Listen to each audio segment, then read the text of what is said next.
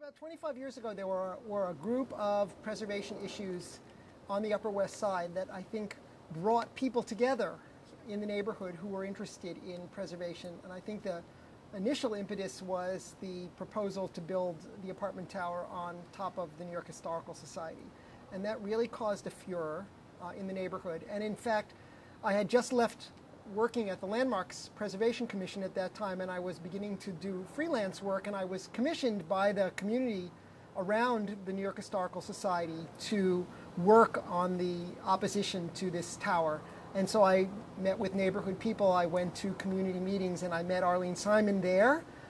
And then shortly after that, Second Church of Christ Science popped up, and Sherith Israel popped up.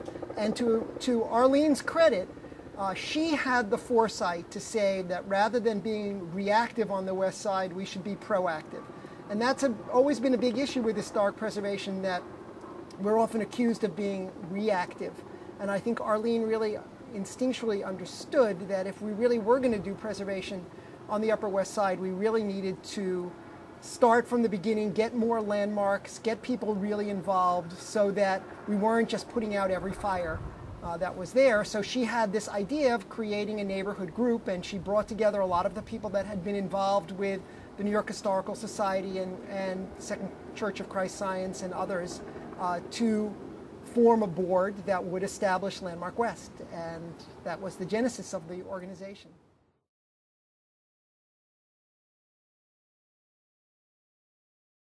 The issue that people were really for was there were relatively few landmarks on the Upper West Side. And we always use the statistic comparing the East Side to the West Side. There were a few small historic districts on the Upper West Side, but it was very clear to most people in the neighborhood and people interested in preservation that the commission had really never spent much time looking at the Upper West Side, and that the first thing that a neighborhood organization needed to do was to survey the neighborhood and look at potential historic districts and potential individual landmarks and lobby the Landmarks Preservation Commission to hold public hearings to get more designations in the neighborhood, something that I should add they were very successful at doing.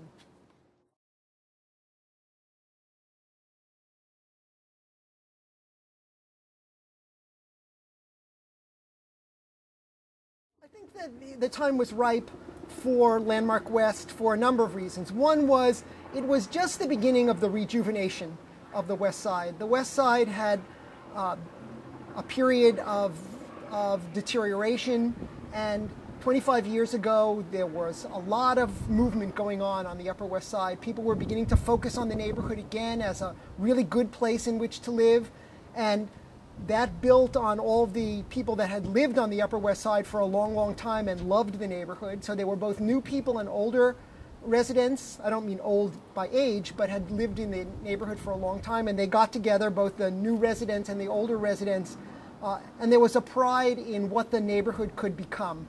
And I think also at the same time, there had been these buildings that were endangered that people just thought would always be there, and people weren't willing to see these buildings lost. And it was a really good time, and there was a pretty widespread interest in the population in doing something.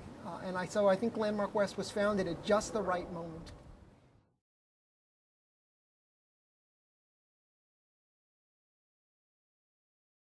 I think that the character of the neighborhood was the grouping of both row houses and apartment buildings. I think that most of what makes the Upper West Side special deals with the creation of a residential neighborhood, but it isn't a residential neighborhood that was created all at once. And I think one of the things that Landmark West's establishment allowed the historians on the Upper West Side to do was really to focus on what it was that gave the Upper West Side its special character. So there was that first wave of construction, which was mostly upper middle class row houses.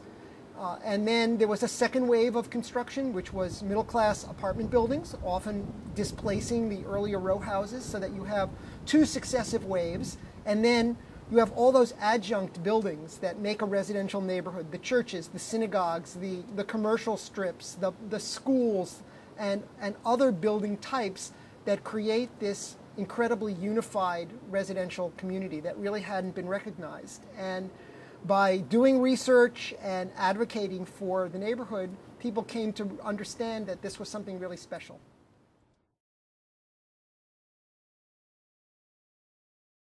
Well, we always like to say in preservation that one of the great preservation tools is benign neglect. And this was an area that had suffered from benign neglect. It was an area that economically had declined. There had been almost no development in the area since early in the Depression. There had been a few buildings built, but very little. But suddenly, 25 years ago, there was a renewed interest in the Upper West Side. New apartment houses were beginning to appear. All Angels Church on West End Avenue, a really great 19th century church, just was suddenly demolished and replaced by a particularly homely apartment house. So I think that the fear was that if the Landmarks Commission didn't get involved, if the community didn't get involved, then there would be lots and lots of buildings demolished for new construction. That is, lots of notable buildings demolished. I think one of the things that's been exciting on the Upper West Side is there's been new development where it's appropriate, but I think that there was the feeling that the new development would displace many of the buildings that gave such character to the neighborhood, like All Angels Church, or like the potential to build an apartment house on top of the New York Historical Society, or in place of the Second Church of Christ Science, or on top of Shereth Israel.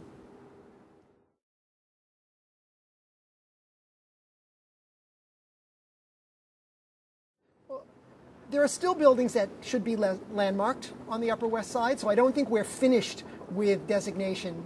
There's potential for more landmarks, but I think that the really important thing is for the neighborhood to be stewards of its landmarks. I mean, it's not enough just to say, okay, something is a landmark. You have to get people interested, get people who want to preserve the buildings, that want to maintain the buildings, that want to make sure that inappropriate changes aren't made to the buildings. So that we have to be constantly vigilant and constantly be stewards of the historic architecture beyond just saying, okay, it's a landmark.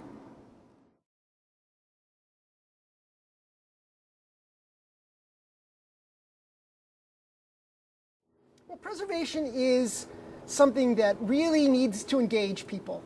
It can't be an elitist activity. It has to be something that people and people who live in a neighborhood, people that live in a city, are interested in. And one of the ways that you get people interested are through public programs, through lectures, and especially, I think, walking tours. You take people out and suddenly they're noticing things that they never saw before. And I give lots of walking tours, and there's nothing that makes me feel better than somebody saying, I've walked on this street every day for years and years, and I never noticed that. And you know, after that, they're walking down the street and they're showing that to their friends, and they're noticing things that they never noticed before. And I think that that's really important, to tune people in. It isn't an elitist thing. Preservation isn't something just for people trained in architectural history or trained in preservation. It's really a grassroots process in which you get people excited about their neighborhood and about their city. And if you don't get them excited, then they're not going to be interested in preserving the city.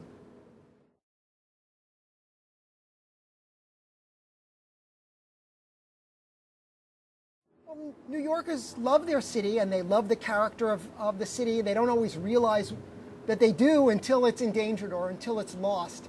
And a city needs to be a humane place to live, a place with old buildings and new buildings and short buildings and tall buildings, and dynamic and changing within an historic core. And I think that if you can preserve what's good about the historic neighborhoods and allow for new construction, you create dynamic urban neighborhoods.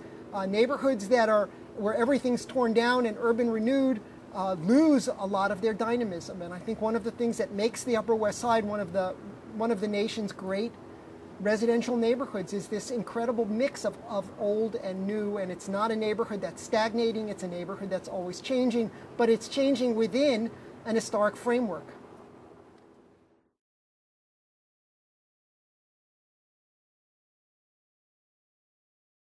One thing that's great about preservation on the Upper West Side is that Landmark West is definitely a community organization. It has committees that are made up of community people, people that are really interested. Community people come out for the walking tours, they come out for the lectures, and I think that that's really, really important to get as many community people involved. Landmark West isn't shy about letting its opinion be known. I think that that's important. They're out there campaigning for what they think is right, and they're being proactive, which is really, really important. So I think that the combination of being out there and involving the community make for a great local preservation organization.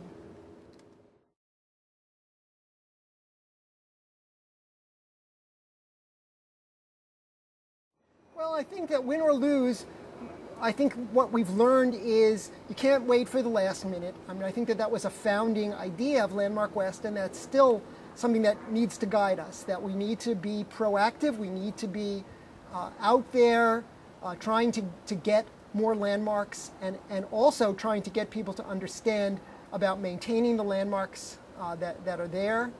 I think that we really need to deal more aggressively, and I mean that in a positive sense, with landlords of multiple dwellings, to get them to understand that sometimes the cheap way to do it isn't always the best way, that maybe ripping your cornice off is not the answer for a building that's not a landmark, that there are ways of dealing with restoring buildings that will make the building last longer and won't be all that much more expensive. And I think that that's a really important thing that we and other preservation organizations really need to be more out there dealing with building owners.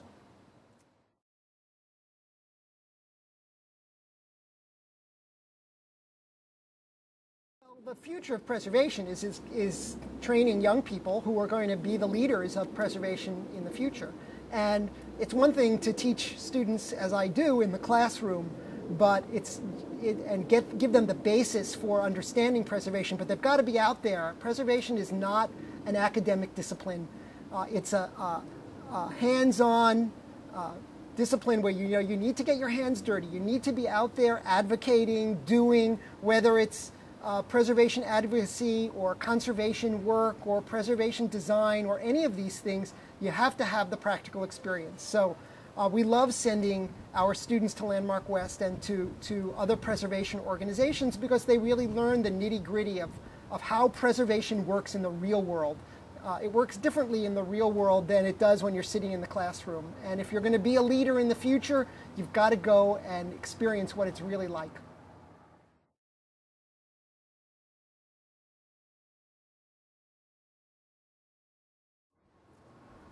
Landmark West deserves to exist as long as the Upper West Side exists, because historic buildings, especially now that many of them are landmarked, aren't going to go away.